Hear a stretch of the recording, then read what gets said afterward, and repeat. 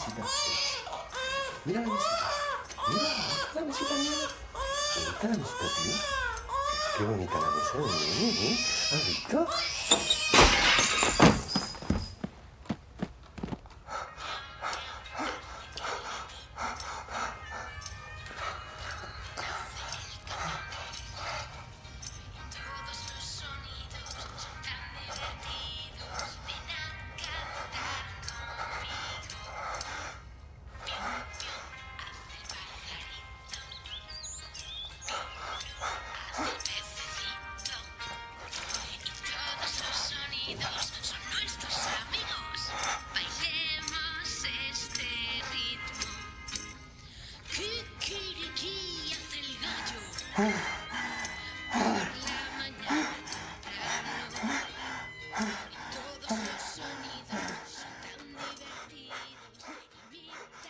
Eight months ago, I lost the love of my life. Not to illness, not to violence, not to anything you could prepare for. It was a stupid accident, the kind of thing people laugh about after it almost happens. Her name was Sharon. She was 29, a quiet storm of a woman, a scientist just on the verge of publishing her first breakthrough study. She had just been accepted to speak at a conference in Nigeria. I still remember how she danced in the kitchen when she got the email. Socks on tile, mug in hand, no music, just joy. And then a week later, I received a phone call. The phone call. My Sharon was dead. A ceiling fan, a loose screw, a flick of the switch. I learned she was trying to change a light bulb. Her brother, who she was staying with, offered to do it, but she refused. The fan wasn't even on, but something slipped. A freak arc, a fall, and she was gone. It took me months to recover, not from grief exactly, but from the senselessness, the absurdity. There was no one to blame, no villain, no divine message, just randomness with teeth. And I couldn't live with that. So I started to imagine something else. I started to see the fan not as an accident, but as a monster. Something that pretends to be harmless, that waits, that hides inside wires and furniture and the valued corners of our lives, waiting for the moment we stop paying attention.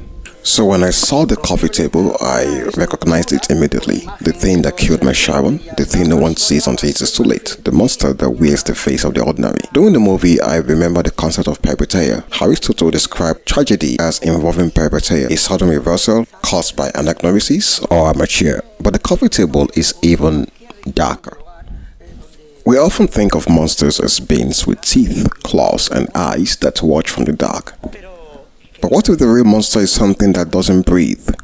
Something that doesn't need to move to kill? In the coffee table, the titular object for me is more than a prop. It's the monster, a hollow, smiling shape that doesn't stalk its victims, but simply waits. It's unremarkable in form, but devastating in consequence. Its violence is not expressed through roaring or chasing, but through chance. And in that, it's more terrifying than any creature we can see coming. More than an accessory to horror, the table is the engine of it. The husband insists on it, not because it's painful, but because it's penniless. No quería ni niño. Si por ti fuera Cayetano, no existiría. ¿Todo esto por la mesita? ¿En serio? Te está pasando, ¿eh? Un día nos divorciamos, me quedaré con todo lo demás. Pues mira, sí. Quédate con todo. Te quedas tú todo y yo me quedo con la mesita debajo de un puente. Los dos allí. Bueno, los tres vamos a estar allí.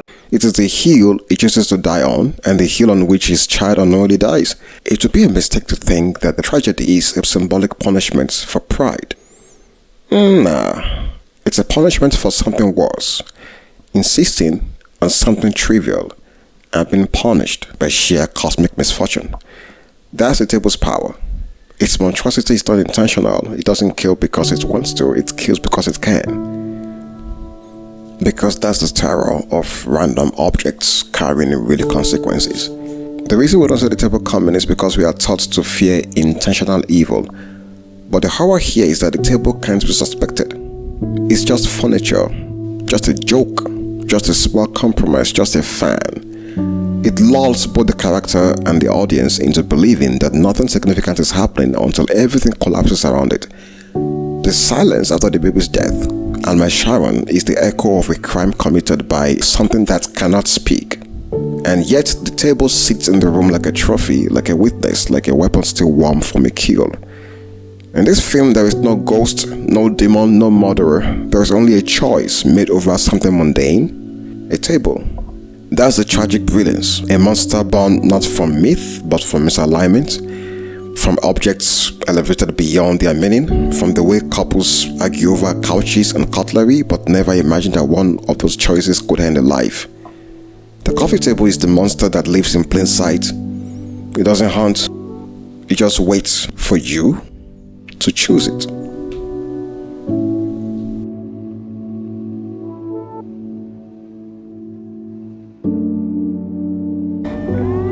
Él es el hermano del fallecido.